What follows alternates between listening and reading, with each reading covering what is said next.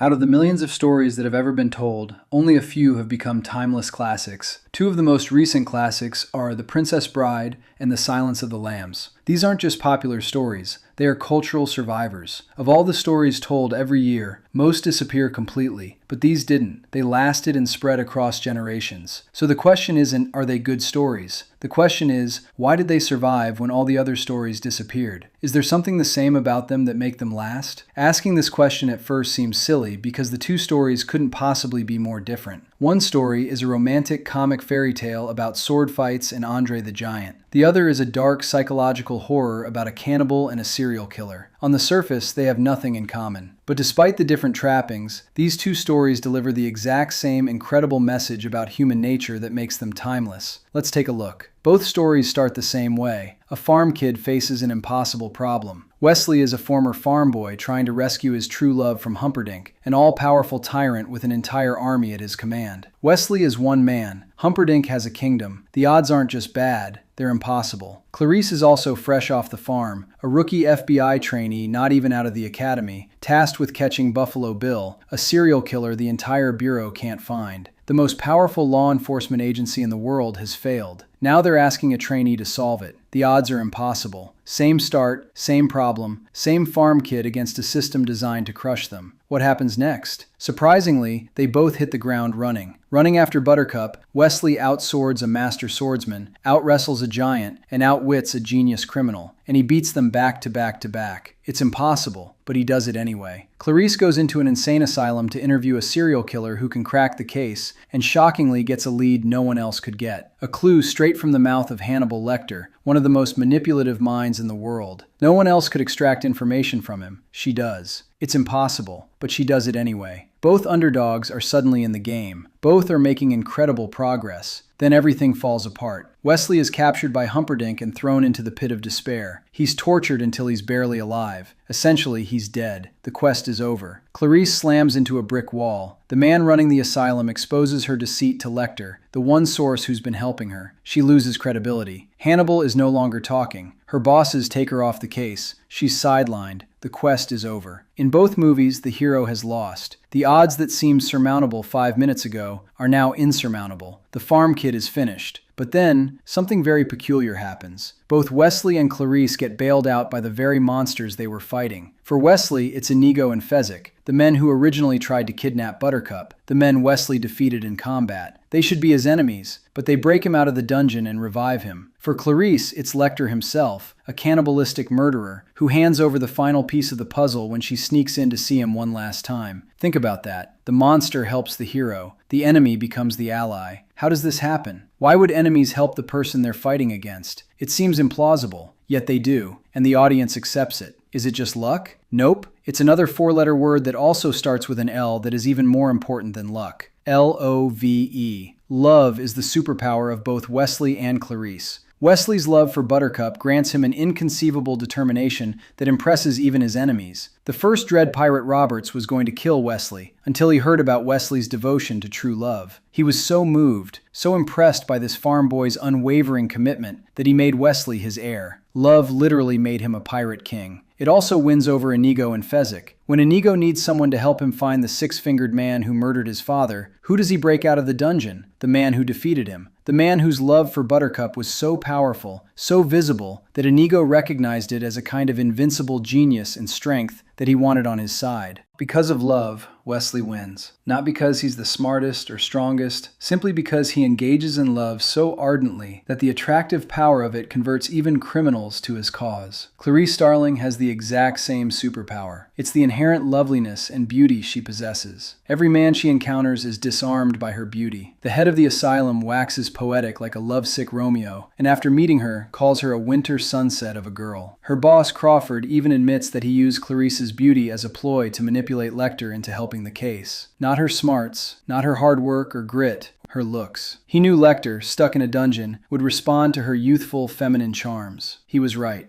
Lecter, who despises weakness and who sees through everyone, is completely undone by her. He gives her clues he wouldn't give anyone else. He protects her. He helps her. Why? Because Clarice possesses beauty, and feminine beauty possesses an irrational force on men to do whatever a beautiful woman wants. Even lunatic monsters like Lecter are not immune to its incredible power. Now I know what some of you are thinking. That's just movies. Real life doesn't work like that. Think about the smartest person or the most likable one. Who gets the best tables at restaurants? The one with the resume or the one with the Tom Cruise smile? Who do people trust, confide in, go out of their way to help? It's the lovely ones, the charming ones, the ones whose smiles light up the room. Economists have a name for this phenomenon, the beauty premium. Research shows that attractive people are more likely to be hired, promoted, and trusted. But it's not just about physical looks. It's about charisma, likability, that invisible quality that makes people want to be around you. Psychologists call it the halo effect. We unconsciously assume that people we find attractive and likable are also smart, competent, and trustworthy. Perhaps it's not fair, but it's real. This is what Wesley and Clarice have in common. They're not just lucky, they're loved, they're likable. They irrepressibly radiate something magical that makes people want to help them. Beauty, love, and loveliness. That's the superpower. Here's what I've learned after 30 years of writing stories that millions of people have read. The greatest stories aren't about clever plot twists or shocking reveals. They're human nature documentaries. They teach you about the only creature that matters, you. Every story that lasts, every story that survives decades or centuries, that spreads across cultures and generations, is about one thing: what makes us human. And one of the three major things that makes us human is love, which is why stories that last embed a lesson about love within their very foundation. Time and again, we see the acceptance of love and its power take center stage as the resolution of a story in Act 3. Not love as sentiment, not love as a Hallmark card. Love is the most powerful force in the universe. The greatest stories show you how your two most powerful hidden instincts make you feel, not just about how you think. That's why stories last. And our yearning for love doesn't work alone. It's part of a system. It's just one of the three parts of our human nature that must work together. Want to know what the other two parts of your nature are? Take the Know Thyself quiz in the description. See you next week, Michael.